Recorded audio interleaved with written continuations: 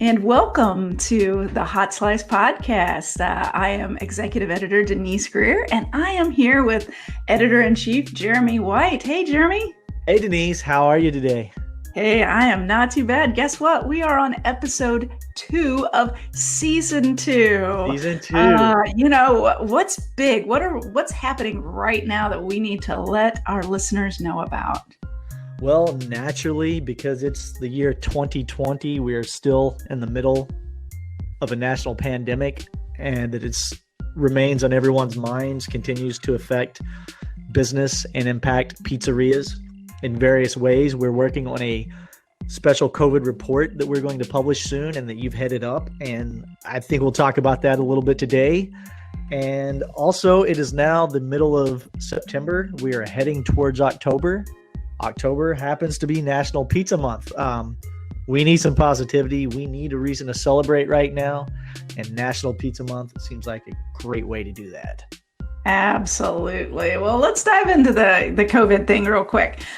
So I've been receiving a lot of stories from pizzeria owners about what they've gone through and the struggles that they've had, how they've triumphed in this battle, and kind of how they're moving forward. And I will say there are some pretty powerful stories in there, and these are from everyone in the pizza industry, not just independents.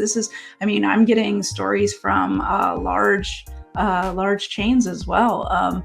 And so it's kind of this big pizza industry-wide capsule that we're trying to capture, and we still have a little bit of time for people to get their stories in. So if you're listening and you're a pizzeria operator and you have a unique story to tell about what you've dealt with COVID-19, send me an email.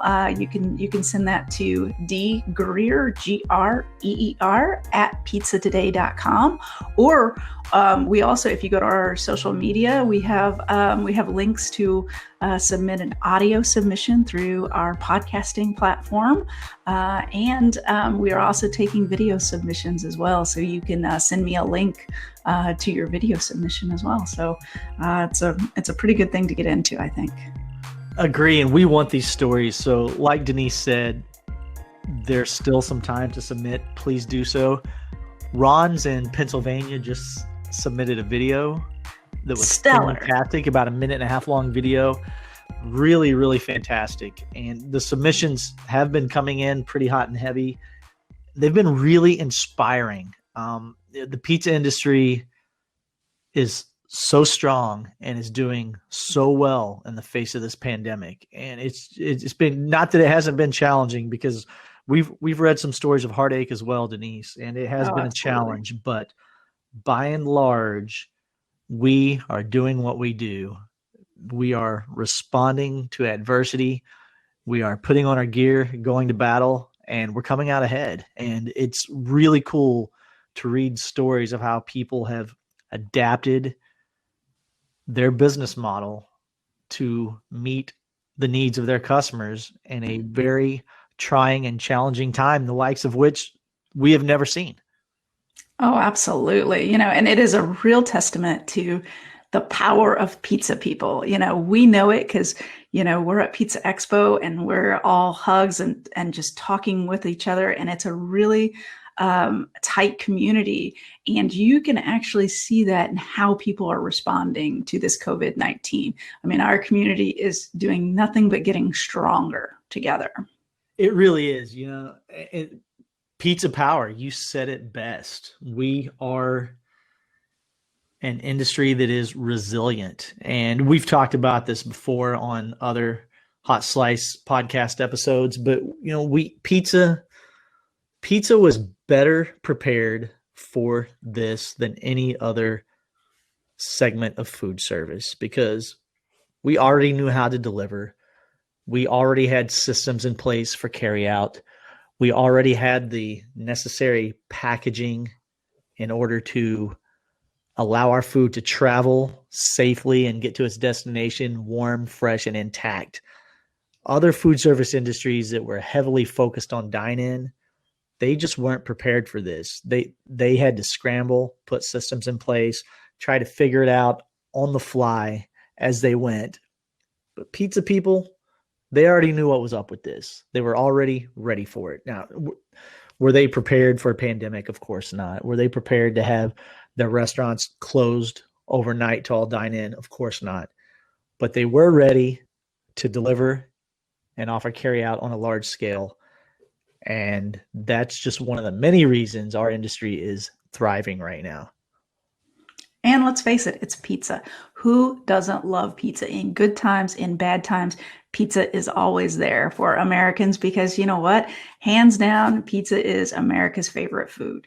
And that kind of jumps us right into October's National Pizza Month. And I am so excited to be able to try and, help people celebrate this month, because people are going to have to get creative with how they celebrate National Pizza Month. It's no longer let's throw a big pizza party for National Pizza Month. It's how can we do it safely, maybe virtually, or the opportunity for unique carry out and delivery options. People are going to have to be creative, and we do have some tips for them that I'm getting ready to put online probably within the next day or so. That's awesome, Denise. We need some positivity right now. Just in general, just society, American society in general needs some positivity. Things are a mess right now. Between the pandemic, all the social injustice that is occurring right now. It's a presidential election year, so things get ugly with that. We need some positivity, and October is bringing it hot and heavy, man. October has always been my favorite month, and if you think about it, the weather's good almost everywhere.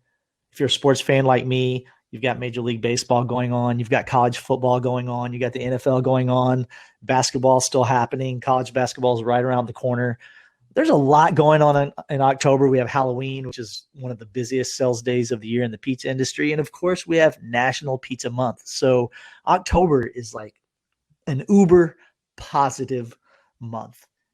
I'm so excited to have some positivity in a time when we need it. And for pizzerias, National Pizza Month can be a real marketing boost for them. They know they've got Halloween at the end of the year, which is usually end of the month, which is usually one of the busiest sales days of the year for pizzerias. This month might be a little different. 2020 might be a little different though. Our kids going to be out trick-or-treating, going door to door, accepting candy that other people have touched. I kind of doubt it. I don't know how that's all going to work out. So I'm not really sure how Halloween sales are going to work out this year. But if you put a great marketing plan in place for National Pizza Month, offer your specials, some customers for takeout and delivery, there's some things that a pizzeria owner can do to make October a very successful month this year. You know what? And we've got a little bit of help for them. So each year we put together a toolkit, is what we call it, on pizzatoday.com. Yes. And it provides the logo for National Pizza Month, some fun images they can use on social, a press release that kind of guides them through what they need to say in that press release for their unique opportunities that they're doing in their pizzeria. And then we have, some unique ways to celebrate and a little bit of history on National Pizza Month. So all they have to do is go to pizzatoday.com/National Pizza Month Toolkit, all put together. And that'll get them to all of the resources and the marketing tools that they need to celebrate on their own. It's an amazing resource, and I want to encourage all pizzeria owners out there who are listening to the Hot Slice to please utilize that. Take that press release, make it your own, customize it, make it fit your needs, send it to your local newspaper. Like, it's a great human interest story. Newspapers, news editors, I used to be one for a daily newspaper. They're always looking for good human interest stories. They're always looking for positive stories because there is so much negativity in the news. They're always reporting on crime. They're always reporting on, some nasty political scandal. It's a breath of fresh air to get to report on something positive. And if a local business sends out this press release, it has these cool historical facts about the pizza industry in it, News editors love that stuff. They'll eat it up. They have space they have to fill each and every day online and in their print product. So get that out there. Yeah, and they honestly they want positive stories. So I encourage you to even send a note to that celebrity newscaster, or tweet them, or send a private message on Instagram and say, hey, here's what we have coming up, and it's going to really uplift and boost our community. And you know what? They're going to be interested in it. Don't be afraid to reach directly out. It's an exciting month, and I can't wait. And if you if you need a little help, don't forget that that guide is always there for you. Pizzatoday.com /National Pizza Month Toolkit. Send a couple pizzas to the local radio stations. Send the press release. A couple of days later, follow up by delivering a couple pizzas to the DJs. Yeah. Say, hey, I don't know if you saw the release I sent you a couple days ago, but we'd love to partner with you on this. It will get you some airplay, I promise you, without a heavy investment in advertising. Yeah, and don't forget your local bloggers as well. They're looking for that good energy to uplift especially the restaurant industry, because it's so hard hit.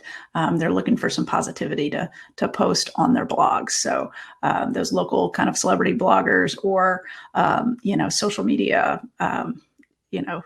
icons, that kind of thing. And speaking of positivity, Denise, this is we're going to roll shortly into part 2 of a 2-part interview. Yes. With some really cool cats out of the state of Texas. Oh, yeah. Brandon and Zane Hunt with Via 313. So if you missed the last episode where we spoke with the guys, the brothers, they dropped some really great knowledge. And they are our Pizzeria of the Year. So this is a must listen to. You got to listen to part 1, and we're going to roll with part 2, and it's definitely a must listen. It is. They came from Detroit. They grew up in Detroit, Michigan, and they brought Detroit style pizza to the Lone Star State, which probably was not an easy thing to pull off. And in fact, we do speak to them about that on the podcast. Oh, absolutely. And, and they're such good guys, because they're probably the most humble guys you'll ever meet. And you're going to definitely hear that in them. But they're smart. They're so business savvy, and they really know what they're doing with their units there in Austin, Texas. So let's roll right into part 2, and let's listen to the Hunt brothers. Let's get it. Hey everyone, it's Katie, art director at Pizza Today, here to interrupt your podcast with a short commercial break. Your friends at Message on Hold are happy to introduce our voice-over IP service. Message on Hold Phones is our solution for phone service. If the internet goes down, it's no problem. You can still take online and phone orders. No busy signal ever. Professionally recorded, customized messaging for your business ensures that your customer gets the message that you want delivered to them every time. Save money and get new phones. Visit www.messageonholdservice.com/phones. And now, back to the slice.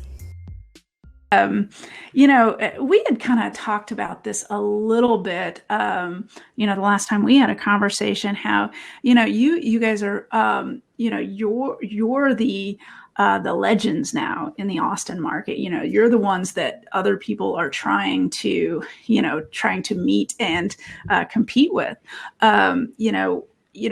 How are you, adjusting, or I should say adapting to, not being the new kid on the block, and still being able to get your voice out there and get heard in your market? I think for me, let's see how to answer this. There's so many avenues we could go down. But for me, customer service kind of wins always. There'll always be competition. There'll always be better pizza, probably. It's subjective. So we make what we think is the best representation of Detroit-style pizza. And we hope that you feel that way as well. If you don't, then all we can do is win you on service and execution. and consistency. I feel like that's what's kept us relevant for 9 years. Absolutely. Zane, you have anything to add? No, I feel really very much the same way. It is about taking care of people. Yeah, and that's one thing that we had that conversation about. I mean, not so much pizza talk, but y'all are really focused on, that people aspect, whether it be your customers or your employees. Can you kind of walk us through kind of your philosophies on those areas? It's just always, people over profits, really. I mean, we could be making a lot more money with the dining room open and the patios open and serving drinks. But, we ask the staff how they feel. They don't feel like it's safe right now. They don't feel comfortable.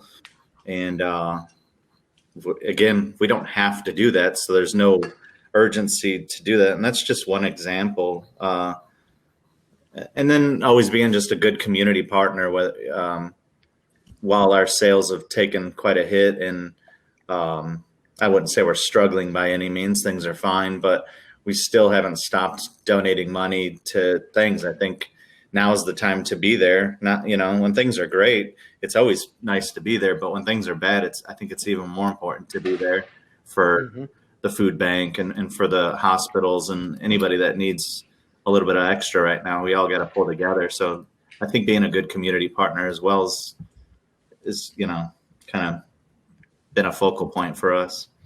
And that's one of the keys to staying relevant and staying top of mind. That service and taking care of your customers, your neighbors, your community, that never will ever go out of style. I mean, trends will come and go, and that's not a trend.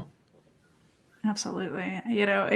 We think about the people aspect of the business that is a paramount. How are you able to really show your love to your customers right now when you can't physically be there at that table with them, or have that one-on-one interaction with them? How are you finding those moments to be able to show them that you care?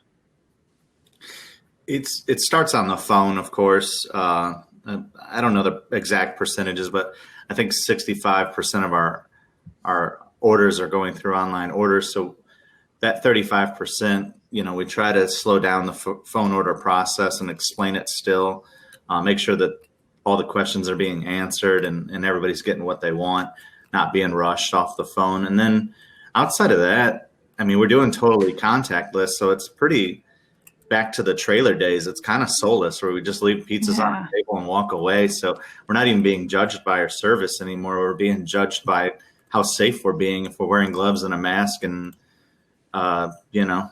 keeping social distance. So it's almost comes a little easier right now. Yeah, I'd say, but it does matter. The safety aspect does matter, regardless of what's happening in the political realm. Being able to present to your customers that you are thinking about their safety and you're following CDC guidelines and you're following your local guidelines is very important. I know in my area, I am keeping a list of places that I probably won't go even after this ends because of how they dealt with things during this pandemic. Yeah, and that's the biggest hurdle right now that we're being judged by is, are we being safe? Are we practicing what we're preaching? And so I find that easy. That's the easy part. Yeah, I gotcha. I went to your North Campus location, and man, I loved that location because you had, the mural on the wall with authentic, and you had just those little elements of Detroit without being, overly, hey, look, this is Detroit. So can you, for folks that don't know about kind of your vibe and what you're really trying to do, in kind of a modest kind of way, can you kind of tell them about your concept of how you're trying to display it in your locations? Go ahead. Well, I would say that we're really proud of where we're from. It is who we are. It's not an act. So to be able to put some of the things on display that are really who we are, it's pretty. I mean, we're in a unique position where it's not a gimmick, right? We're not trying to sell you somebody's idea of what Detroit is. It is who we are, and we're really proud of where we're from. But at the same time, we don't want to, as far as decor goes, we don't want to beat you over the head. Like Brandon always says, we're not trying to be, what do you say, Planet Hollywood or, something like that, where it's a little like 1990s. You'd see these places that had stuff all over the place in the restaurants, and we don't want to be too cheesy about it, but we also want to still let it be known. So on decor, that's the approach. And then on music, I think we try to set the tone with stuff that's high energy, whether that's some fast rock and roll, a little punk, a little metal, but also at the same time, a song or two away from a Motown song. I mean, not that it's all Detroit music, because it's not, but the playlist is stuff that Brandon and I like as well. So in many respects, the restaurant is, it's just an extension of who we are. Hey everyone, it's Katie, Art Director at Pizza Today, here to interrupt your podcast with a short commercial break. Performance Food Service is proud to deliver high-quality products, innovative technology, and custom operational solutions to restaurants of all sizes across the country. The flagship division of Performance Food Group, with deep roots in the restaurant industry, Performance Food Service has been the exclusive distributor of the Roma family of brands for more than 65 years. This signature relationship has allowed Performance Food Service to become a leader in the pizza and Italian segment of food service nationwide. For over 32 years, the multi-award-winning PDQ POS system has consistently been a top-rated point-of-sale system for pizzerias, delivery, and quick service. With built-in and seamless integrations to all top-tier third-party platforms, native online ordering and rewards, contactless POS functionality, and a delivery toolkit app that enhances all aspects of delivery, PDQ POS will help your restaurant achieve sustained growth while saving time, effort, and costs. Learn more today at pdqpos.com or call 877-968-6430. That's 877-968-6430. And now, back to the slice. Yeah, and the one thing that I thought was really fun is when Josh and I were at the location, and y'all were really meticulous about it too, even like making sure the volumes were exactly the way you wanted it to be. And I remember you walking over and checking certain things. I mean, you guys are very focused on the fine details of your business. Has being able to kind of, I know that you've set up your structure so that you don't have to do a lot of the hard, in the kitchen kind of, operation type things. You're able to look at the big picture and kind of step back and actually look at your locations. Can you tell us a little bit about that? Brandon, you go ahead on that. I know Brandon is the one that did it. So yeah, no, yeah, definitely. Yeah, my boss told me a long time ago, don't be too big for the little things and don't be too little for the big things. And that's just the mindset we've always had, is we will jump on a line if we have to, prefer not to, because somebody has to be driving the boat. But I think the staff knows that we know our shit. If we have to, we can get back there and get in it. Might have a lot of questions for them to help us get through it, but somebody has to be walking around with a clipboard and a tape measure and making sure that, because these people, they're in the restaurant every day, and you're in it every day. You're working hard, your head's down, you're taking care of people. You might miss a dusty vent, or you might not be totally paying attention to the sound of the music. We have one person that kind of goes between all the stores to make sure that on a high level, and then sometimes we're around town and we like to follow up behind them just to let them know that there is a human involved in this business, that we're not just some people sitting in a castle somewhere. So I think it's all important. Every attention to detail is very important. Absolutely. I would agree. And I think one of the things that struck me is you're both of you are very business savvy. You are looking at the business aspects and making sure that your numbers are lining up, and that you're just firing on all cylinders. Where a lot of people are like, well, how do you learn that if you're not doing that? How did you get the acumen? I'll take a swing, and Brandon might have a different answer. So this would probably be, I'd be interested to see what he says about this. But for me, when I look at my the arc of my work life, I feel really fortunate that I've worked some of the places that I have, and I've worked underneath some of the people I've worked underneath. My first 2 or 3 jobs were in pizza, small independent mom and pop shops. Both, one is still open. They're going on 30 years actually this year. Brandon and I just saw the proprietor of that ownership, or that restaurant. His owner, the owner is Bruno Capella, actually at Riverview Pizza Place. So I delivered pizzas there, but I learned and watched everything that went on. And he showed me a lot of stuff too, as a 16-year-old. And he took the time to show me things. And Brandon and I were just talking the other day with him about how maybe that doesn't go on enough these days with our younger employees. Maybe that's one of the problems, that our generation of owners are not taking the time to show younger people these things, because you never know what that could lead to down the road. I mean, look with us, right? Those are seeds that were planted with me for sure. First 2 places that I worked at were pizza places. I learned from good people. A couple years later, Brandon and I both worked for a small theater chain, and they were really meticulous on the details of the Star Theaters, who I'm talking about. They ended up being bought by like the Lowe's chain, I think, years later, but they were in Southeast Michigan, actually all throughout Michigan. And we were supervisors there, and they just really committed to customer service and really committed to details like inventory and just the way they ran their business. And again, I don't think at the time Brandon and I were taking notes about all these things we were learning, but it certainly left a major impression on us. And then years later, when we decided we were going to move towards opening Via 313, I think we're really fortunate to meet people like Dave Ostrand,